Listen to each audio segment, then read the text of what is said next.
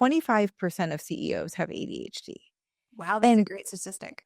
yeah, and 40% of self-made millionaires are dyslexic. So Really? so these brains are amazing when you get to I'd say the top, but like in Yeah. these more like strategic, bigger roles, right? Because that's how our brains, that's when we thrive. We can be creative and we can like Right. build and develop and lead, and we're charismatic and all these good things that actually like you need when you're a leader. Welcome to Take Back My Brain with Laurie Hammer, where real healing starts in the brain. I'm Laurie, a functional nutritionist and mom who's walked the path from anxiety and burnout to clarity and calm. Each week, we're going to dive into brain-based tools like amino acid therapy, gut health, fasting, and faith to help you reclaim your energy, emotions, and sense of self.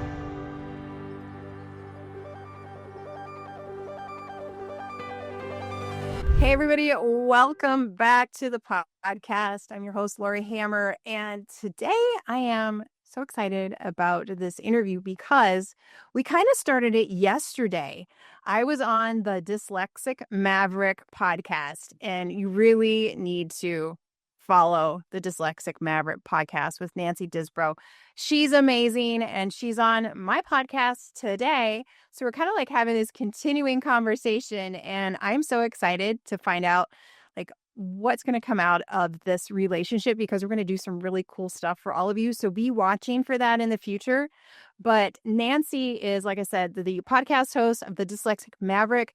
She is also an ADHD coach, and her work is absolutely amazing. So please go check her out. All of her information will be here in the show notes.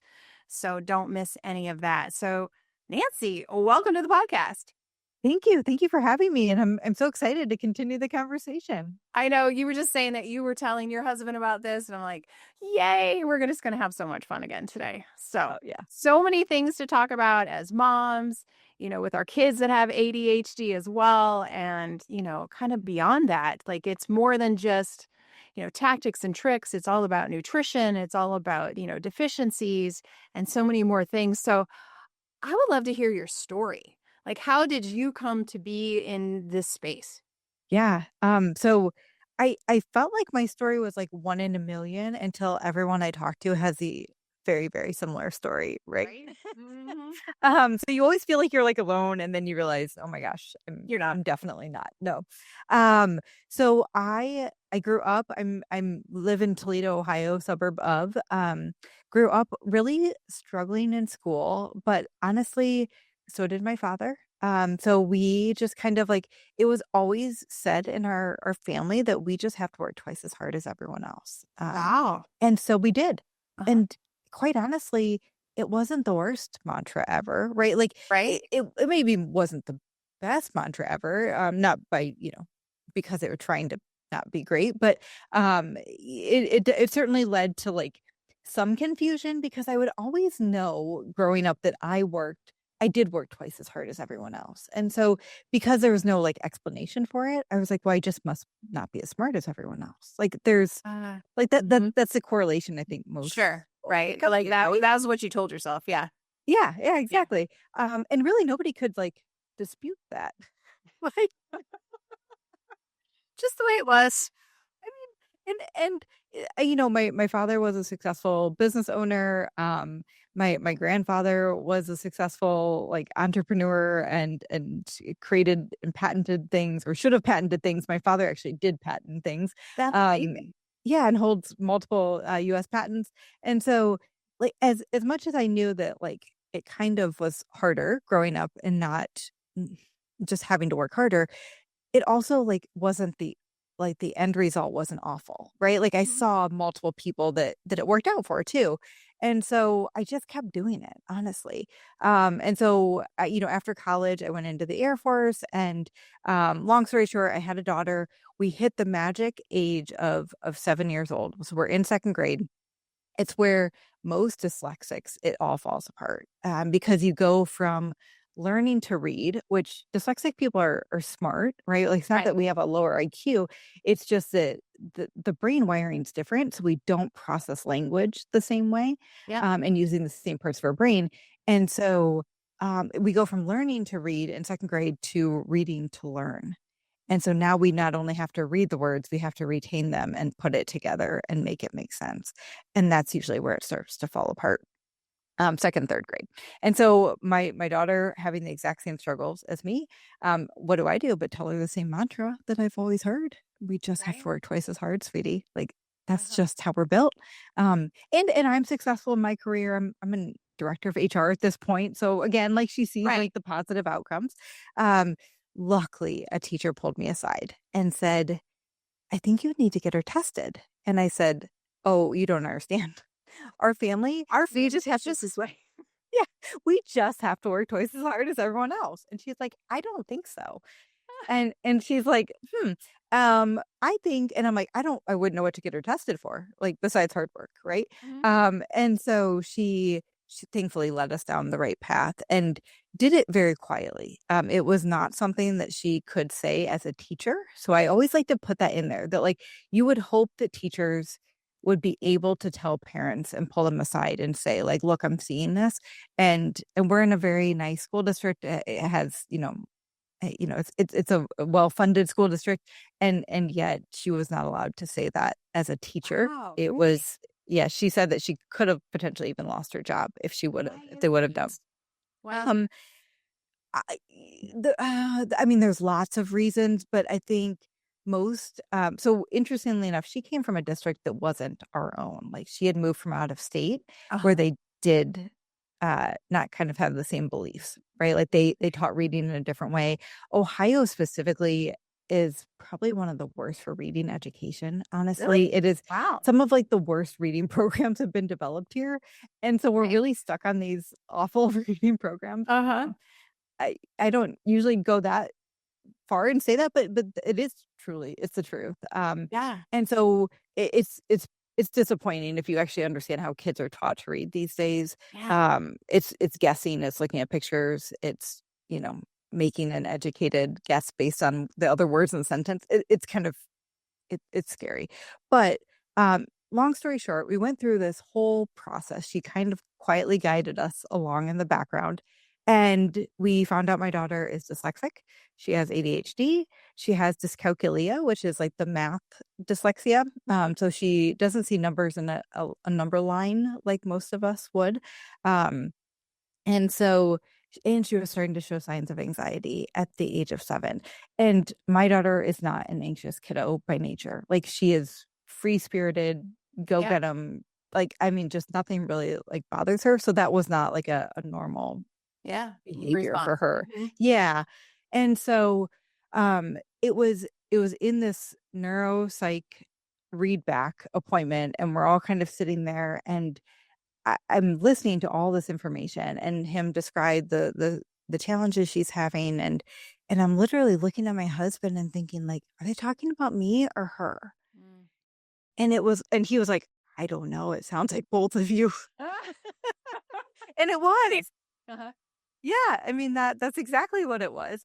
And these light bulbs started to go off, right? Like at first I went into mom mode. I went like full on Google, like how do we help her, right? Like what tutors do we need? Like what is this? How do we and I was really passionate about like explaining to her that her brain isn't broken, it's just wired differently, right? Like she just sees the world a little bit differently. And the more I learned, the more I was like, oh my gosh, and it's a good thing. Like it really is a good thing. But it doesn't feel like that in school. Like the first 18 years as a dyslexic are pretty tough. Because you're not learning in your learning style. You're learning in this box that isn't fit to you.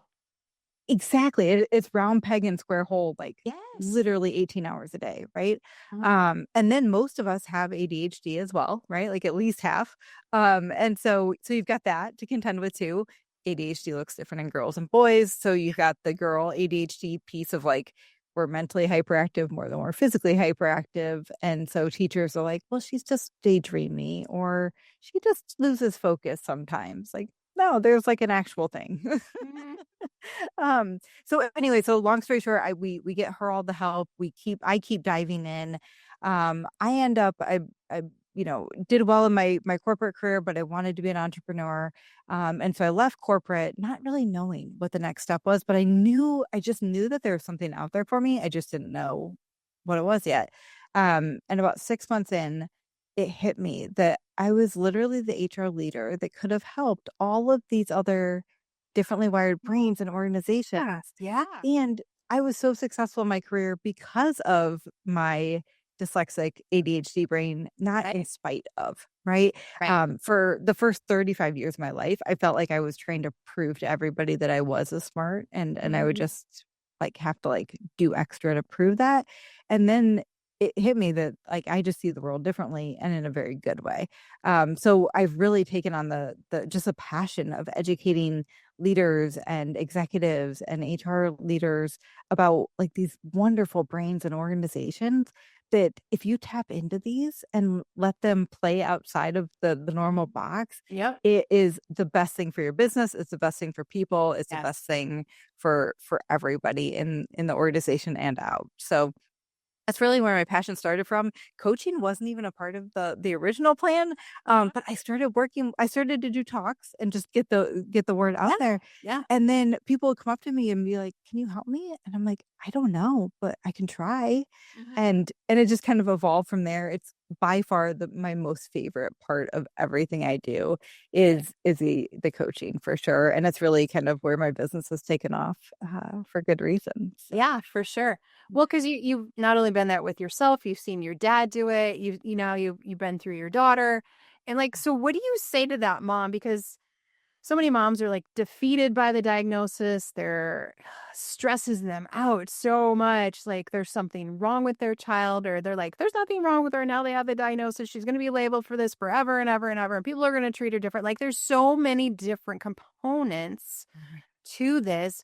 What do you say to the mamas out there? Your brain runs the show, so don't let toxins run it ragged. God designed our bodies to heal when we remove the interference, and Zeo Charge from Zeolite Labs helps me do just that. This detox magnet targets heavy metals, mold, and other toxins while sparing your essential minerals. It is clean, third party tested, and so easy to use. So I want you to take back your brain today with Zeo Charge. Get it now at zeolitelabs.com. That is Zeolite labs.com.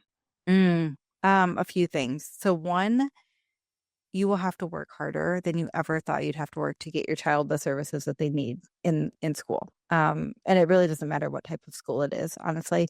You have to fight harder than you ever thought you would, to get your kiddo the help that they need. Don't stop. Don't like it. Follow your mom gut 1,000%, right? Like they'll tell you that they're going to catch up soon, or it just takes some kids a little bit longer.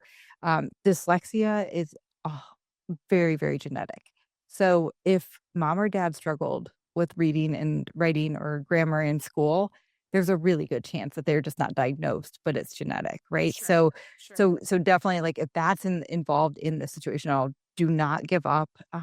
Just keep pushing on until you get the answers that you're really comfortable with. Um, Also, when somebody says that their child just got diagnosed with dyslexia or ADHD, I literally I I do it kind of on purpose, but I get so excited. I'm like, "Congratulations." And they're like, "Oh, Yeah. what are you on?"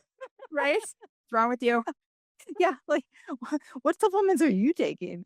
Um, but it truly is a gift if you can harness it in the right way and let the brain be free and all of the things that come with that, right? So, I always tell parents the most important thing is for the kids, we just need to get them their confidence intact, like by the time that they graduate high school, right? So, um school is going to be harder for them. There is no question. Like there's no sugarcoating that. They're going to Yeah. have to work harder than most kiddos.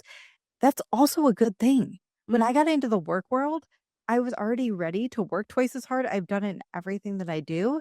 So when I got into like my first corporate job, they were like, "Wow, you work really hard." And I was like, "No, this is just like what I do. Like this is natural, right?" Mhm. So as tough as it is to see those kiddos struggling. And it is like, I know every mom wants to jump in and save the day and like, just it's heartbreaking to watch, but most kids are better off for it at the end of Right. the day if they still have that parent guiding them, right? And Right. their confidence intact. Yeah. So it's really it's that. It's also just in making sure that they have something in their life that they're really, really good at, right? So Mhm. it's probably not going to be like a reading club or like something, academic wise, Right. but it could be yeah, which is Right. okay. And like also like they're gonna have to read for school, but like it's okay if they don't like love reading themselves to sleep every night, right? Like Yeah, it's it's okay. totally fine. Yeah. Yeah. But if it's a sports or music or Legos or one of my favorites, so my son also dyslexic and ADHD, um, loves like we like will go on Facebook Marketplace and buy him like an old engine this like broke it for like $25, right? And he'll tear it apart and try to fix it. It's the best thing for him because he's so dyslexics are generally very mechanical. Yeah. Yeah. And so he loves to like just use my husband's tools and break it apart and try to rebuild a carburetor and do all these things. And he's learning in the process, but he's doing what his brain wants to do. So finding those like little things that people like really are good at, I think, Mm. for a child is so, so important because they're going to have so many hard days, right? But if they have like some place where they feel really good about themselves, it will make all the difference. Yeah. And I'm going to go in a direction with that because Yeah. I think it needs to be talked about as a whole. So they shouldn't have to have all those hard days in school, right? Yeah. So, I mean, one of the reasons we homeschool is just what you're talking about, right? So that they could do what they love and learn in that way that they know how to learn. Because my son learned very different than my daughter, very different. She's like, she had a couple concussions. And so I think she, had the brain injury on top of that, but that would make that, kind of she's not dyslexic, but kind of tending down that pathway and that not being able to comprehend and all those kind of things. So she learns very, very different. And it wasn't until we got her passion under this is her passion. Horses are her passion. Like once we got that, it was like 6 months later after we got her own horse and she started working with him. Like then she started reading. Like, then it was, like, something that she could sit down and, like, actually enjoy, but only if she chose that specific thing, right? If we're reading, anatomy, I still had to read it to her, Yeah. and then she Yeah. could comprehend it, and we could talk through it, and we could do all those things. But when we put these kids in, a very structured school situation, they're gonna have those hard days, and I don't know why we feel like they just have to, like, I butt know. themselves through it. Like, who told us that was a good idea? Because for me, school was super easy. Like, my son's school was super easy, and so, like, I didn't really have to work that hard for it, and, like, he remembers everything. He's got, like, a photographic memory. But, then you take my daughter and she's like, if I can like make a recipe and, add fractions, that's like a really good day. And that's really, so why would we force them to go through algebra 2 when I can put her out in her horse area and she'll build you something that no other kid knows how to build and I didn't have to tell her how to do it. You know, A she's thousand. you know what I mean? Like you Yes. totally know what I mean. So like why do we do that to our kids? Why do we have this educational system set up to where, your son and your daughter, they're going to have these bad days. And so you give them this outlet, which is beautiful, but Yeah. why not Yeah. have that outlet all the time? Oh my gosh. Right. And just even like if a child does have to be in like a more of a structured school like Mhm. day, even having more breaks. So my son goes to a classical academy. They have two recesses a day, even in fifth grade, and Uh-huh. they have gym. So he's got three breaks 3 to move his outlets. bodies. Yeah. Yeah. Yeah. Why don't we do that for our high schoolers? Right. Mhm. Absolutely. And I think the kindergarten, the K through 3 maybe even has like 4, right? Like Right. throughout Yeah. the day. You need to move your body. Yes. I mean, there's so much brain science around that, right? Like the more you move your body, like the more you retain information, you need breaks in between to like let it absorb and process it. Like all of these things we know, and sometimes we know more in the work world, but we don't even Yeah. like put them back into the education side. Um, and I think education, thankfully, is being looked at harder now, right? Like, and there are more options now, and homeschooling is so much. I feel like it's easier. I don't do it, Yeah. so I don't want to speak for anybody else, but Yeah. like it feels like it's less maybe like less of a barrier to get into now with all this Definitely a lot less restriction. barrier. It's more acceptable. People don't think you're weird because you're homeschool now. It's like a thing. So Yeah, and there's hybrid options, right? So there's like, yes. you Yes. know, like even my son, we're thinking like, is there a hybrid that's better for him because he can do his thing in a couple days a week and then follow the traditional model a couple days a week. Yeah. Um, so yeah, there's so many more options, and I just think people just need to know about that, right? Like it wasn't until things got really kind of bad in our school district that I even started to like look, and so I think just more conversations like the ones that we're having today is important too because there are so many options, and there's an option for each kiddo. They don't all cost money, right? Yeah, they They're not all don't. tuition based. Yeah. Um, our classical one is not. Mm-hmm. So yeah, it's great, and we have one child in Catholic school, we have one child in public, and then one child in classical. So There you go. we see it all. Yeah. Uh-huh. And it's beautiful that you have the opportunity to do that. And there's so many more options out there now than there were before. Yeah. So good.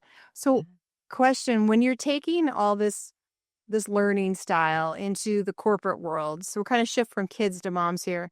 Like we're kind of taking sometimes, you're broken or your brain doesn't work the same. You have to work so much harder. You're taking that into the corporate world. And when I look at entrepreneurs or I see them, in my practice, myself even, like we tell ourselves so many lies that aren't true because we don't fit into that mold. And so in the corporate world, what were you seeing? Because you had that aha moment to be like, I can go back and help these people now. And like you and I were talking yesterday, I was talking, we just got to fix some deficiencies. We're not changing their personality. We're not fixing anything. We're just giving their brain what it needs. And then they can even be more productive and more genius and more everything because you said, dyslexia is genetic. And so I can't give you a supplement to fix that, right? But we can, if somebody rabbit trails all the time, there is some supplementation that can help. But like, what are you seeing in the corporate world where we could kind of change the mantra about it or change how people look at others who have that ADHD, that dyslexia, that kind of driven attitude? Because we as women, a lot of times we're viewed as not very good names when we have those things. Yeah. Oh my gosh, it really isn't. Like we're too like I'll try to stick with like the good ones, right? But like, like We all know what keep we're each talking about. right. But like too much or a lot or a little too much attitude, right? Or very convicted. Like it's all of these like they're just very condescending, right? Right. And so it's tough. And even so what's interesting is that CEOs are 25% of CEOs have ADHD. Wow, that's a And great statistic. yeah, and 40% of self-made millionaires are dyslexic. So Really? so these brains are amazing when you get to I'd say the top, but like in these more like strategic bigger roles, right? Because that's how our brains that's when we thrive. We can be creative and we can like Right. build and develop and lead and we're charismatic and all these good things that actually like you need when you're a leader. The challenge is at the beginning, right? So like when you're like a 20 and a 30 something year old and you're building your way up into going up the ladder, it's really hard. And in some companies you have to play back. Like you can't be you. And I don't love that as a solution, right? Like much like I don't like my kids going to a school that doesn't work for them, but that's the reality of it, right? Like I feel like I'm pretty realistic on like how companies want people to show up versus their natural self. And hey, there's lots of great leaders out there that want people to show up as their authentic self every day. Right. But for the most part, even leaders that say that I still will hear like, yeah, but she just needs to slow down, or he can't move that fast for my team. My team can't keep up with that, or they just have too many ideas and we can't execute. And it's like, whoa, okay. Maybe we can reframe that, right? Like, yes, you have a lot of ideas. Maybe we can table some of them or put them on a someday list, but we need to tackle the important ones. A lot of times too, and I find this with senior leaders, they're always in brainstorming mode. So they are a challenge to work for. Like again, I mean, it is not easy. I'm not easy to work for either. I'm not either. My assistant's like, wow, that's a lot of ideas. Exactly. Yeah. Um, and so it's a challenge. I mean, one picture it always comes to mind. So you picture a CEO, getting up from a meeting and walking to the restroom, and he stops for some coffee. And like in that like 3 to 4 minute period, he's probably told 13 ideas to 6 different people, right? Right. And because he's a CEO or a senior leader, all 6 of those people think that it's their job to go out and execute on those 13 ideas. So they run back to their office, they start working many times on the same projects because Yeah. he hasn't realized that he's telling, and he didn't intend for them to do it, right? Like he was just Right. talking through it out loud. Um, and it causes so much dysfunction in teams, right? Because then senior leaders come together and like, my person was working on that, and your person's working on that, and what are we doing? And we're wasting time.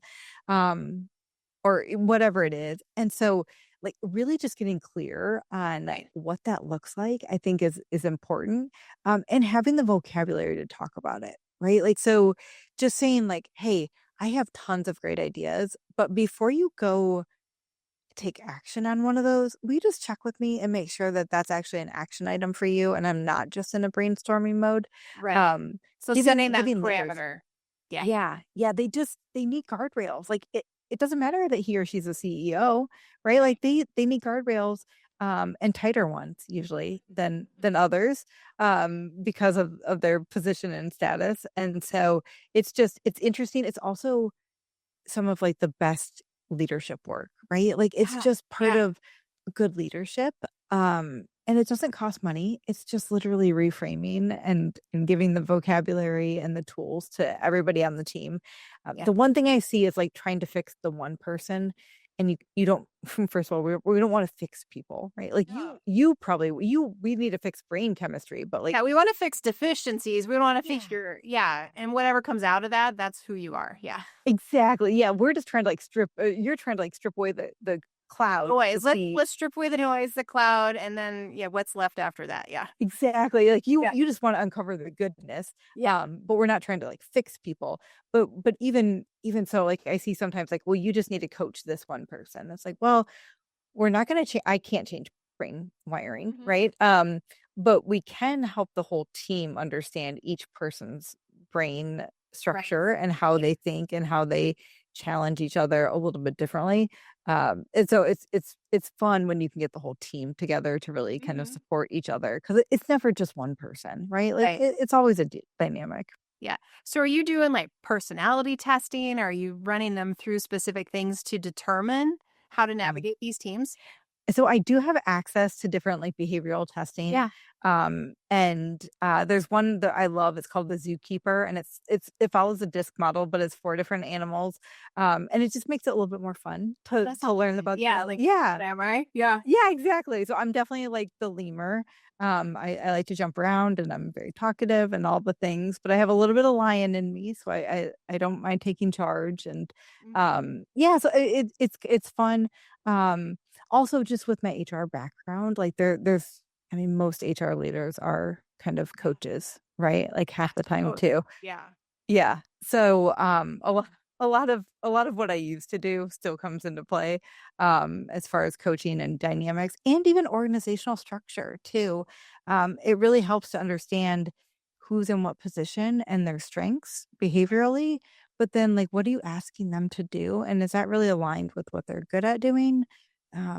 So many times we have job descriptions and we just ask people to like again fit in the round peg in the square hole, because that's the job description we made 10 years ago. And that's like, it's not even what the company needs half the time, right? It's just the piece of paper that was created 10 years ago.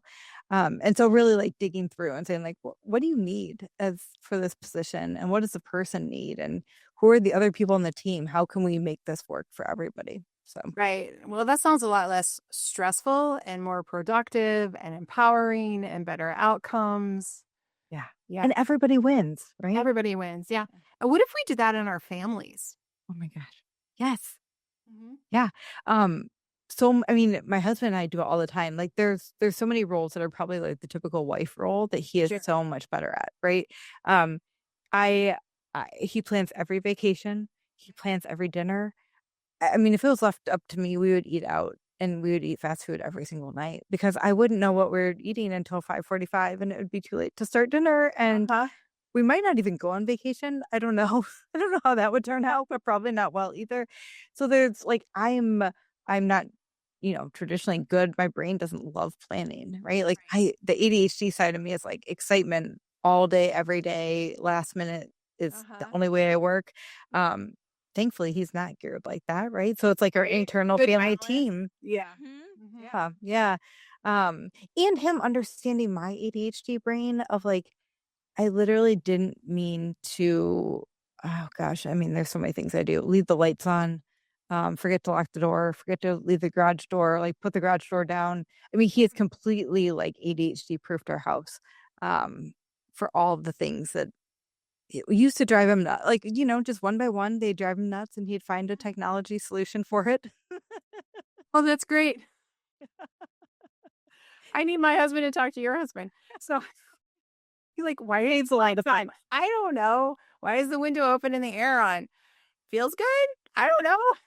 I would need some fresh air. Yes, exactly. Because it doesn't bother me, but it bothers you. I don't know what to tell you. Yeah. Everybody is so different. And I think if we actually sat down and said, like, my husband's the planner as well, writes everything down in a notebook. He's not techie. Everything is in a notebook. Everything, he's probably got all the notebooks he's ever had in his entire life about, everything he's ever spent. Everything's labeled, all those kind of things. And I'm like, don't balance my checkbook. I'm like, there's money in there. I know I'm good. Yeah. Kind of thing. Yeah, nothing bounced. I'm good. Nothing bounced. We're good to go. He's like, Laurie, you can't like do business that way. I'm like, no, I'm trying. I am trying a lot harder now. But like, it just didn't matter to me. And so, our personality differences, if once we understand not even just our learning styles, but just our personality differences and what's important and what's not important, I just don't think we communicate enough. And like, to be okay with those things, I was just talking with a mom, and she's coming off her medications. We're just kind of in a little run at the moment, and she was upset about her kids, and so it wasn't really about the medication issue. It was about how she was responding to her kids. That was the hardest thing this past week because she's really irritated by them, because the 6-year-old, went to church with 2 different shoes and, this and that. And so just kind of talking through those things, like, that's okay. They're having fun. They're like, hey, I wonder what would happen if I had a boot and a flip-flop on, what's that going to feel like? And then they walked out the door like that. And it's a little boy. And so it's totally different than a little girl who wants to make sure that she's got everything put together most of the time. And, just being okay with all of that, with grace and love, I think is so important. It is. I think also just understanding that, like, I'm not doing things intentionally to make him mad. Right. You're not. Right? Like, it's not like it's I would love to not make him mad, right? Or not frustrate him. Yeah. But and so it's not intentional, and he doesn't do things intentionally for me either, but truly we see the world very, very differently, right? And so it's like, okay, like giving a little bit of grace and space in that. Right. And with our kids too, right? Like, I think every kid wakes up every morning and none of them think like, I'm going to make my parents' life absolutely. No, they don't wake up thinking that. Yeah, I want to be a No. kid today. Nobody wakes up thinking that. Never. Or they want to get in trouble or like, it is not that. I will say though, like ADHD spouses, speaking from lived experience, we're tough. Like if there is no chaos in our life, we generally create it. Which, I mean, it's not like the best quality to be married to sometimes, right? Like, right. It's challenging. It's like, gosh, everything was humming along, and then like it's not conscious, it's subconscious, but like we literally just throw a wrench in things just because, or we'll just try to throw one extra errand in, and then we're late, and then like it's just all these little, or everything's going okay, and then we pick a fight because it got too boring. You need that dopamine hit. It really and so again, if the spouse knows that, it's like, oh, here it comes. I'm not going to play into this. Right. and to point it out to you in love, like, hey, maybe this wasn't the best idea. I appreciate you. And, and I think we learn through that and we're like, can catch ourselves when we're doing those things. I think as entrepreneurs, we kind of do that too. We're like scooting along. It's going great. Maybe I should go on vacation right now, or maybe I should start this new project while this other one is still launching. That's a great idea. No, it's not a great idea. And you need people in our lives to tell us, don't do that. 100%. That I think that that's the most challenging as an ADHD owner, business owner. I think having somebody, and I have actually probably multiple people that like before I start anything new, I have to run it. Well, I have to sleep on it for 24 hours. And then if I'm still excited about it, then I have to run it through at least one person, if not two, depending on how big of a decision it Does is that. before I commit to it. Because one, everything sounds exciting in like Very. the moment, right? Like Mhm. I would sign up for everything. And then I get super angry later because it's actually a lot of work, even though I signed up for it. Right? How did I do this? Like, I don't have time for this. I'm in 4 coaching programs right now. Yeah, it was a great idea until it's not. Yeah. Exactly. And then another gut check of like, is this what's best for your business right now? Yeah. And one of the most the helpful things I have is like a someday list, right? So like, I'd love to write a book. That is not in the cards right now, right? Like I have too many other things to do. But it's on my someday. I feel better knowing that's on a list somewhere, Right. Right. that I can come back to. So Oh man. yeah. I love that Yeah. so much. So is there anything you want to leave the listeners with? I love this conversation. It's been so much fun. Gosh. The one thing that popped into my head when we were talking about children, and I just feel like I have to say this, with kids with ADHD, and I do think it's kind of a weird world with ADHD right now because there are so many environmental factors with ADHD that, 1,000. yeah, like, I mean, I think some kids are just, if there's a genetic history, there's a genetic history, right? Like you can trace that back. But then there's a lot of environmental factors that so much diet, exercise, everything you're doing with amino acids and diet and functional medicine, like there is so much help out there for sure. Um, the one thing to always, and this was a game changer for me as a parent, because I have two children, both have ADHD, but they present very, very differently. And ADHD kiddos, their frontal lobe, the CEO of their brain, develops 30% slower than normal neurotypical kids, right? Huh? And it doesn't catch up until it does catch up. Good news is it catches up Yeah. not till age 26. Right. So it is a long haul. So if you've got a 6-year-old and a 9-year-old, and the 9-year-old has ADHD, you can only expect them to get to the bus stop on time and have their teeth brushed and their both shoes right. Right. Right. The expectation of the 9-year-old is really more at a 6-year-old level. And I think, especially when you have multiple kiddos and some have ADHD and some don't, understanding that and knowing that like they're doing the best they can and like their brain just isn't as developed in some ways as others is really important. That kind of changed the game for me. I lowered my expectations of Yeah. it and just added more support to Yeah. the kids that needed that. Yeah. Which is key. And then we were just talking about the nutrition component because those are things that we can work on. Right. And so if a brain, if it needs more nourishment to develop at a faster rate or, maybe removing some toxicity, changing the diet, all those things make a profound difference so that it's not so hard. Right. Yes. So there's so many things in our control that we can tweak, change, add, subtract to make it easier for us as moms and easier for them as kids without feeling like you're changing who they are. You're just making their world better. Yeah, we're just uncovering the greatness that's already inside of them, right? Like that's 100% it. And yeah, everything that goes in their mouth, in their body, in the house, like I mean, all of those different environmental factors.